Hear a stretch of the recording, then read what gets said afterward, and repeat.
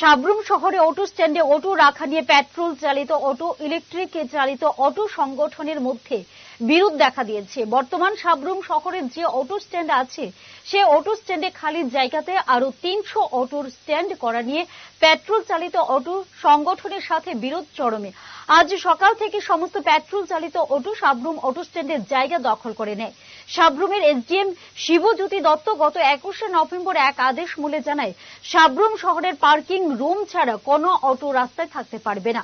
Electric চালিত অটোকে petrol চালিত auto স্ট্যান্ডের জায়গা নেওয়ার জন্য বলা হয়েছিল। সাবরুম প্রশাসনকেও সেই রকম নির্দেশ দেওয়া হয়। এই নির্দেশ ঘিরে পেট্রোল চালিত অটো সংগঠন ও ইলেকট্রিক চালিত অটো সংগঠনের মধ্যে বিরোধ বাধে। এই নিয়ে সকাল থেকে অটো স্ট্যান্ডে উত্তেজনা বিরাজ করছে।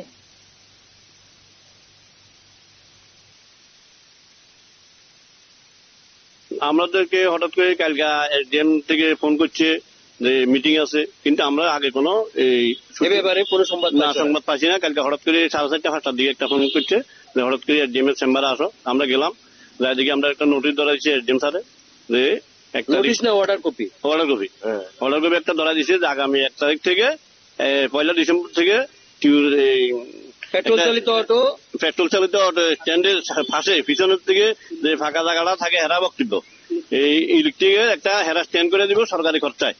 আমরা বলছি এখানে আমরা যে পরিমাণ অটো আছে, আমরা প্রায় 350-400 মতো অটো আছে রেজিস্ট্রি কিছু আমরা খাতা আছে রেজিস্ট্রি আমরা ট্যাক্স দাও। হ্যাঁ, ট্যাক্স দিয়ে আমরা। আর যে ইলেকট্রিক চালিত যে সমস্ত অটো আছে না, এরা তো কোনো সংগঠন নাই। সংগঠন থাকলে এরা সরকার স্বীকৃত না।